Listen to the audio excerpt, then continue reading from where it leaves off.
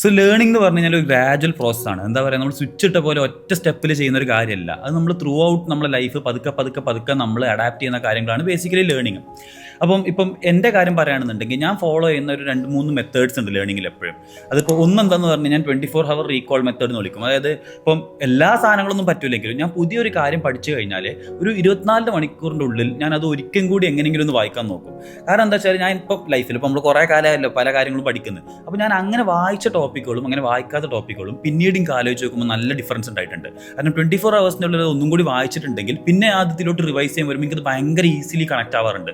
പക്ഷേ വായിക്കാത്ത ടോപ്പിക്ക് വരുമ്പോൾ എനിക്ക് പിന്നെയും അത് ചിലപ്പോൾ എന്താ പറയുക ഒരു കംപ്ലീറ്റ്ലി ഫ്രഷ് ടോപ്പിക്ക് വായിക്കുന്ന പോലെ വായിക്കാൻ തോന്നിയിട്ടുണ്ട്. അപ്പോൾ ആ ഒരു 24 hour റീകോൾ മെത്തേഡ് ഞാൻ എന്താ പറയുക എൻ്റെ ഇതിലുണ്ടായ നല്ലൊരു ഹാബിറ്റായിട്ട് എനിക്ക് പണ്ട് മുതലേ അത് കിട്ടുകയും ചെയ്തു. അത് ഞാൻ എന്താ വെച്ചാൽ ഇപ്പോഴും ഞാനത് ഫോളോ ചെയ്യാൻ ശ്രമിക്കാറുണ്ട്.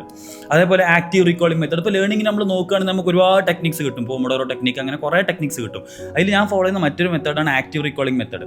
ആക്റ്റീവ് റീകോളിംഗ് മെത്തേഡ് എന്ന് പറഞ്ഞു കഴിഞ്ഞാൽ ഇപ്പം എന്താ പറഞ്ഞാൽ നമ്മളിപ്പോൾ ഒരു സാധനം പഠിച്ചു കഴിഞ്ഞാൽ നമുക്കത് 2 രീതിയിൽ പഠിക്കാം. എന്ന് പറഞ്ഞു കഴിഞ്ഞാൽ നമുക്ക് ബുക്ക് തുറന്ന് നോക്കിയിട്ട് നമുക്ക് ഇങ്ങനെ നോക്കിയിട്ട് അങ്ങനെ ഇതിലൂടെ കണ്ടുപിടിച്ചിട്ട് അതൊക്കെ എനിക്ക് ഓർമ്മ ഉണ്ടെന്ന് വേണമെങ്കിൽ വിചാരിച്ചു പോകാം. പക്ഷേ ആ സമയങ്ങളിൽ എന്ത് ചെയ്യുന്ന പറഞ്ഞാൽ നമ്മുടെ ബ്രെയിൻ നമ്മളെ കൂൾ ചെയ്യാൻ ശ്രമിക്കും. കാരണം ബ്രെയിനിന് അങ്ങനെ നോക്കി പഠിക്കും, ബ്രെയിനിന് കുറച്ച് എനർജി യൂസ് ചെയ്താൽ മതി. ആ ബ്രെയിൻ എന്ത് ചെയ്യും, അത് നിനക്ക് ഓർമ്മ ഉണ്ടെന്ന് പറഞ്ഞിട്ട് അത് ഫ്രണ്ടിലുണ്ടല്ലോ വിചാരിച്ചിട്ട് നമുക്ക് അങ്ങനെ വിട്ടുതരും. പക്ഷെ നമ്മളത് ശരിക്കും ആക്റ്റീവ് റീകോൾ എന്ന് വെച്ചാൽ നമ്മൾ ബുക്ക് അടച്ച് വെച്ചിട്ട് നമ്മൾ ആലോചിക്കാൻ ശ്രമിക്കുള്ളൂ. അപ്പോഴാണ് ബ്രെയിനിന് പണിയെടുക്കേണ്ടി വരിക. അപ്പോഴാണ് ബ്രെയിൻ ഇത് ആലോചിക്കുക.